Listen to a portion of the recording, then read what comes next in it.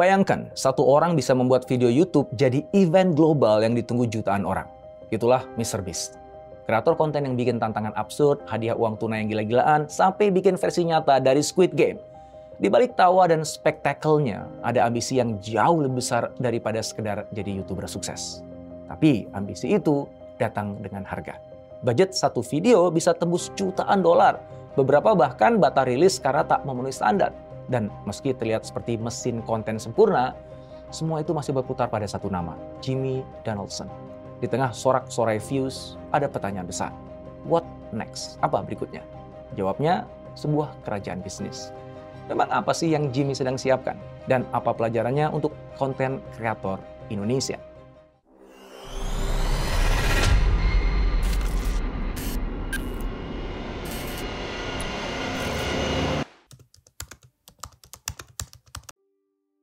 Ternyata kunci sukses MrBeast bukan cuma aksi ekstrim, tapi kemampuan menghentikan jempol orang dari terus scrolling dalam 1 detik pertama.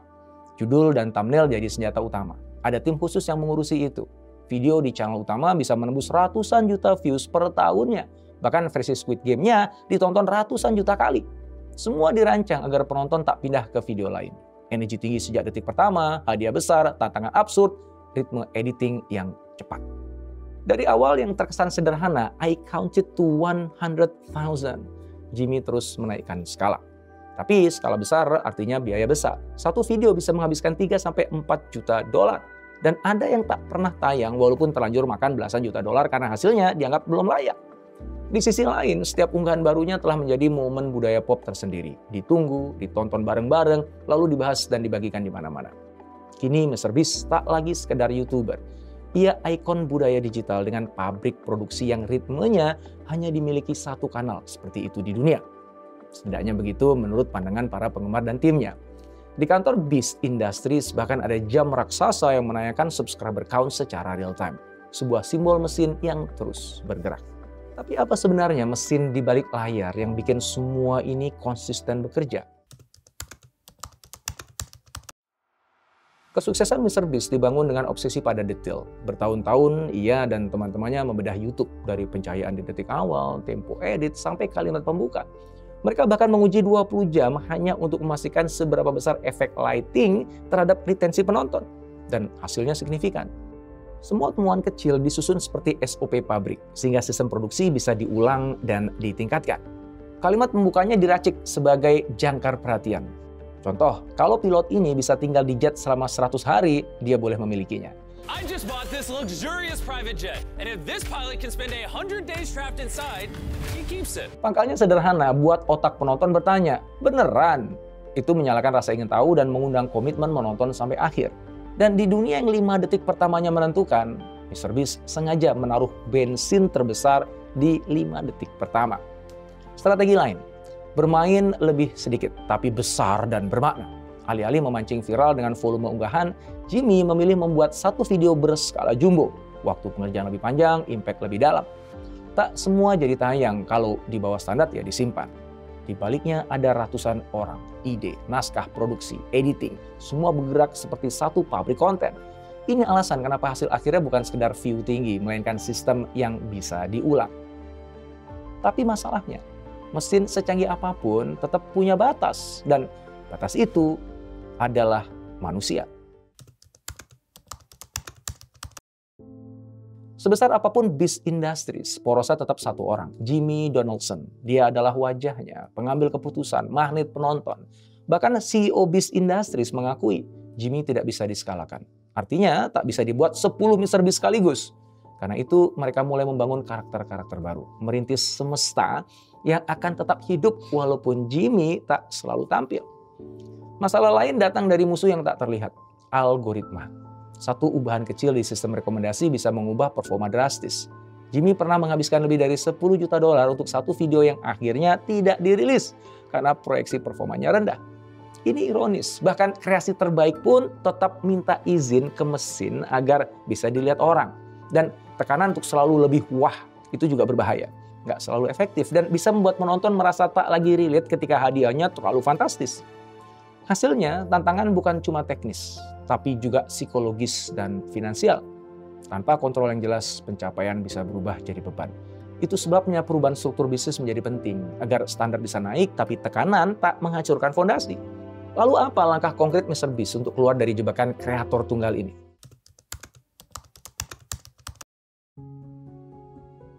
Langkah pertama menunjuk Jeff Rosenbold sebagai CEO pada 2024. Tujuan besarnya mengubah mesin konten yang boros menjadi perusahaan media yang efisien dan tahan lama.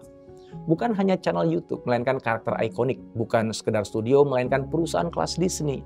Ini bukan sekedar restrukturisasi, tapi pergantian mesin yang menggerakkan seluruh pabrik. Langkah berikutnya, efisiensi produksi dan portfolio. Tim dirampingkan, beberapa channel termasuk gaming di stop sementara. Set yang tadinya dibangun ulang kini dibuat permanen seperti studio Hollywood. Target penghematannya nggak main-main, $100 juta dari anggaran $800 juta dalam setahun. Di saat bersamaan, pendapatan didiversifikasi. Feastables mencetak lebih dari $200 juta per tahun dan mulai go global. Produk baru seperti Lunchly dan Viewstats diluncurkan. Proyek Peace Games masuk ke Prime Video dengan budget raksasa. Dan di belakang layar, semesta karakter baru disiapkan lintas format. Apakah mulus? Enggak.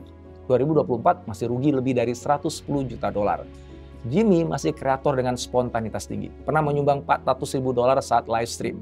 Sehingga dibuatlah Jimmy Fund agar impuls seperti itu nggak mengguncang keuangan perusahaan. Di sisi reputasi muncul gugatan dari peserta Beast Games dan isu kolaborator lama. Meski satu tuduhan dinyatakan tidak terbukti. Yang itu mengingatkan bahwa semakin besar brand, semakin besar pula tanggung jawabnya. Pertanyaan sekarang, seberapa relevan semua ini untuk ekosistem kreator di Indonesia?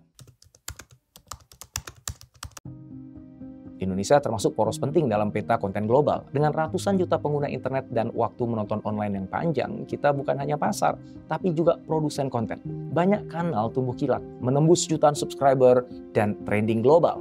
Indonesia rutin jadi salah satu penyumbang views terbesar untuk kanal internasional, membuktikan skala pasar dan posisinya dalam ekosistem kreator dunia. Kekuatan kreator Indonesia ada pada kedekatan emosional dan relevansi lokal. Produksi mungkin nggak selalu mewah, tapi otentik, personal, dan sangat niche. Horor daerah, edukasi santai, komedi tongkrongan, cerita hidup yang relatable.